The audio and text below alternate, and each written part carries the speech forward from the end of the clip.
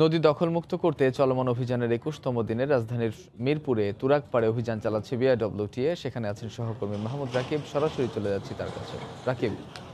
মামুন, মূলত দ্বিতীয় পর্যায়ের উচ্ছেদ অভিযানের আজ চলছে নবম দিন এবং মোট উচ্ছেদের ২১তম দিন চলছে। তা আমরা আজ আছি তুরাগ নদীর মিরপুর অংশে, অর্থাৎ গাবতলী, তারপরে গাবতলী বড়বাজার অংশ শেষ করে মিরপুর অংশে এসে পৌঁছেছি। একটু যদি দেখাই, আমার সামনের একদম পুরো জায়গা জুড়ে এখানে অনেক বড় এরিয়া জুড়ে কিন্তু উচ্ছেদ অভিযান চলছে। আপনি দেখছেন যে হয়তো দেখে মনে হবে যে অসংখ্য ধ্বংসাবশেষ পড়ে রয়েছে। মানে প্রতীকী অর্থে বলা যায় যে যুদ্ধ বিধ্বস্ত দেশের যেমন অবস্থা হয় তেমন কিন্তু এই পুরো জায়গা জুড়ে আপনি দেখছেন যত সামনের জায়গা দেখা যাচ্ছে। আমি যদি একটু বড় করে দেখাই, দেখবেন যে পুরো জায়গা জুড়ে এমন অসংখ্য স্থাপনা ছিল, ৩ তলা, ২ তলা, ১ তলা। একদম যে সামনের পাশগুলো দেখছেন, এগুলো মূলত গতকাল উচ্ছেদ করা হয়েছে আর এখন এই অংশগুলো উচ্ছেদ করা হচ্ছে। দেখছেন দুটি এক্সকাভেটর দিয়ে যত স্থাপনা আছে সব গুড়িয়ে দিচ্ছে বিআইডব্লিউটিএ। এদেরকে কিন্তু আগেই বারবার বলা হয়েছিল, যারা এইসব স্থাপনার মালিক তাদেরকে বারবার বলা হয়েছে, জানানো হয়েছে, তারা কিন্তু তাদের স্থাপনা নিজ দায়িত্বে সরিয়ে নেননি। তবে আমরা দেখেছি বেশিরভাগ স্থাপনার মধ্যেই আসবাবপত্র কিংবা অন্যান্য মালামাল বা ব্যবসায়িক জিনিসপত্র যা ছিল তা কিন্তু সব সরানো হয়েছে। কিন্তু এখন মূলত স্থাপনাগুলো গুড়িয়ে দেওয়া হচ্ছে এবং আপনি দেখছেন যে এই সামনে আরও যতদূর যায় একদম এই যে তুরাগ পাড়টা কিন্তু শেষ হয়েছে গিয়ে সেই গাবতলী আমিনবাজার ব্রিজ পর্যন্ত। তো এই এমনই, এখান থেকে যদি আমরা আপনাকে ধরে বলি, তুরাগের দুপারেই এমন অসংখ্য স্থাপনা আছে। এবং আমি যদি একটু আপনাকে সামনের দিকটাকে দেখাই, এই নদীও কিন্তু অনেক বেশি সংকুচিত হয়ে গিয়েছে।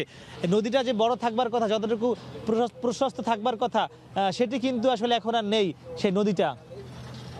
তো আপনি যদি একটু দেখায়, নদীটি কিন্তু অনেক বেশি সংকুচিত হয়ে গেছে শুধুমাত্র এই দখল এবং দূষণের জন্য।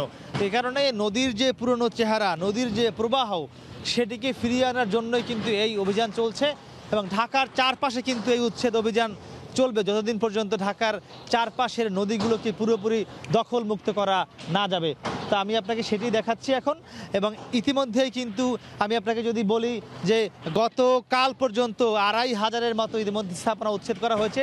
ধীরে ধীরে যদি আমি আপনারা একটু আমাদের বাম দিকে দেখাই, আপনি দেখবেন যে এদিকেও কিন্তু এমন অসংখ্য স্থাপনা রয়েছে যেগুলো কিন্তু উচ্ছেদ করা হবে।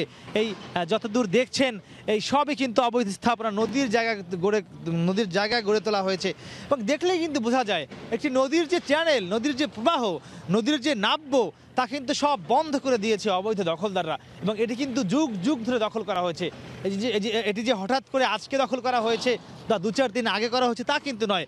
এগুলো যারা দখলদার, তাদের বাপ দাদা, তাদের যে পুরনো বংশ, সবাই মিলে কিন্তু ধীরে ধীরে এগুলো দখল করে রেখেছেন। তো সেগুলোই কিন্তু এখন উচ্ছেদ করা হচ্ছে। এবং এখানে উচ্ছেদ শেষে আপনি জানেন যে ইতিমধ্যেই ৮৫০ কোটি টাকার একটি প্রকল্প পাশ করা হয়েছে একনেকে, যে প্রকল্প কাজ শুরু করেছে। এই পুরো জায়গা জুড়ে, ঢাকার চারপাশ জুড়ে ৫২ কিলোমিটার ওয়াকওয়ে করা হবে, জেটি করা হবে, ৩টি পরিবেশ বান্ধব ইকো পার্ক করা হবে।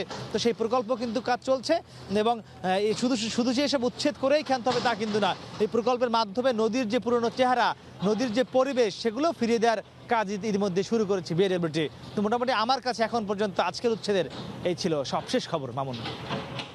দর্শক, নদী দখলমুক্ত করতে চলমান অভিযানের ২১তম দিনে রাজধানীর মিরপুরে তুরাগপাড়ে অভিযান চালাচ্ছে বিআইডব্লিউটিএ এবং সেখান থেকে আমাদের সঙ্গে যোগ দিয়েছিলেন সহকর্মী মাহমুদ রাকিব।